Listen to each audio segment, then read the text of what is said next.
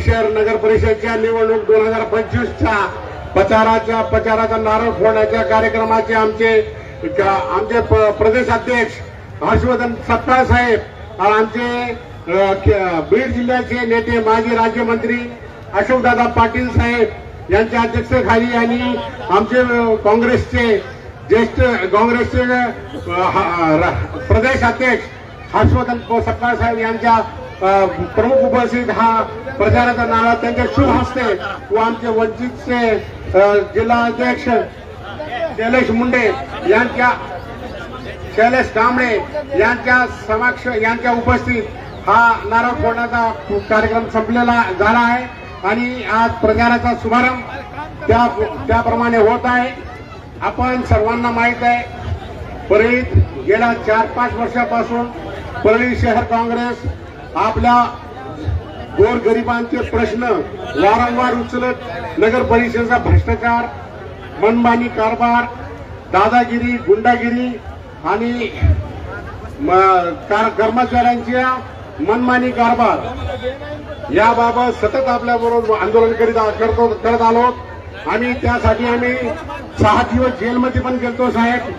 6 मध्ये आम्हाला जेलमध्ये विनाकारण आम्ही फक्त तहसीलदार, नायब तहसीलदार यांना बेश्रम दिलं, त्यांनी काम केलं नाही तर आमच्यावर 353 दाखल करून त्याची होऊ शकत नव्हती.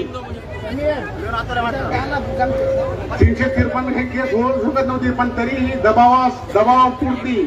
दबावासाठी आणि तेव्हा आपलं शासन असताना सुद्धा हे खेप बाबासाहेब तेव्हा आम्हाला 6 दिवस जेलमध्ये राहावं लागलं. आणि त्यानंतर आम्ही आमची जी काही विरोधाची भूमिका होती साहेब, तिथं आम्ही विरोधाची भूमिका कमी पडली नाही, आम्ही कमी पडू दिलं नाही. आम्ही धनंजय मुंडे यांचा जे काही कारभार होता त्यांना विरोध करणारा इथं भाजप पक्ष नव्हता, तो फक्त काँग्रेसच पक्ष होता साहेब.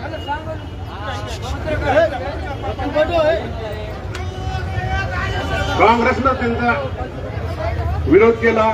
इथं परळीत अशी दहशत होती साहेब, परळीत दहशतीच्या वातावरणामध्ये कुणीही बोलू शकत नव्हतं, कुणी उघडं येऊन प्रचार करू शकत नव्हतं, कुणीही समोर येऊन फ्रंटवर येऊन प्रचार करू शकत नाही. आम्ही लोकसभेचा प्रचार केला साहेब.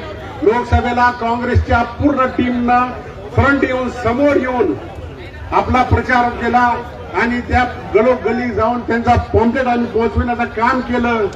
विधानसभेलाही आम्ही त्यांचं काम केलं. लोकसभेला आम्ही आमच्याकडे 30 बूथ घेतले होते साहेब.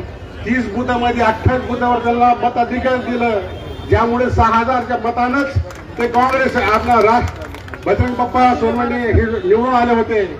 आणि त्यानंतर आम्हाला असं वाटलं की विधानसभेलाही आम्ही काम केलं, लोकसभेलाही काम केलं.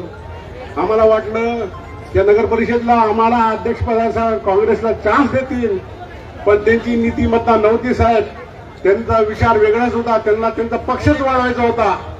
त्यांनी त्यांचा पक्ष आपला पक्ष झिरो करायचा असा त्यांचा विचार होता. आम्ही तो मान्य केला नाही. आम्ही स्वतंत्र लढण्याचा निश्चय केला.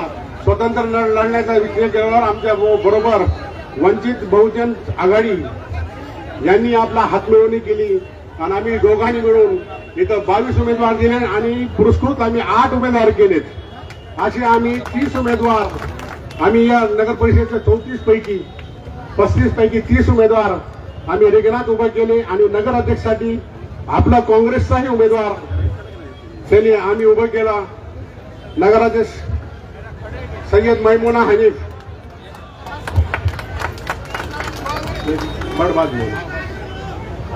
यांना उमेदवारी देऊन आपण इथं पक्षाचा काम वाढविण्याचा करतो. आणि निश्चितच साहेब परळीत काँग्रेसचाच विजय होणार, त्यात कोणती शंका नाही. लोकांसाठी पर्याय आणि या दादागिरीला न भिणारा फक्त एकच पक्ष ते काँग्रेस आणि वंचित बहुजन आघाडी. आम्ही दोघंही असे या दादागिरीला न भिणारे आणि ह्याला कुठेही आम्ही विरोध करणारे लोक असल्याने आम्ही खऱ्या ताकदीने परळीकरांसाठी परळी स्वच्छ परळी, स्वाभिमानी परळी, भ्रष्टाचार मुक्त परळी आणि बेशिस्त असलेली नगरपालिकेला शिस्त घालण्यासाठी आम्ही हा नगरपालिकेचा निवडणूक लढवित आहोत आणि त्यासाठी आपण आज प्रचारासाठी आपण आलात। आपण प्रचाराचा नारळ फोडून आम्हाला आमची ताकदीला आणखी आपण आपलं बळ दिलं। त्याबाबत परळी शहर काँग्रेस आणि वंचित बहुजन आघाडीच्या वतीने आम्ही आपले आभार व्यक्त करतो आणि सर्व इथं उपस्थित लोकांना आणि माझ्या मतदार बंधूंना सर्वांना विनंती करतो, आपल्या परळीकरांसाठी, परळीसाठी स्वच्छ परळी, निर्भय परळी, स्वाभिमान परळी, भ्रष्टाचार मुक्त परळीसाठी आपण सर्वांनी येणाऱ्या 2 तारखेला हाताचा पंजा आणि वंचित बहुजन आघाडीची जो निशाणी येईल 26 तारखेला त्यावर मतदान देऊन आपण आपल्या परळीचं भविष्य चांगलं करावा हीच मी आपल्याला विनंती करतो। माझे 2 शब्द समाप्त करतो।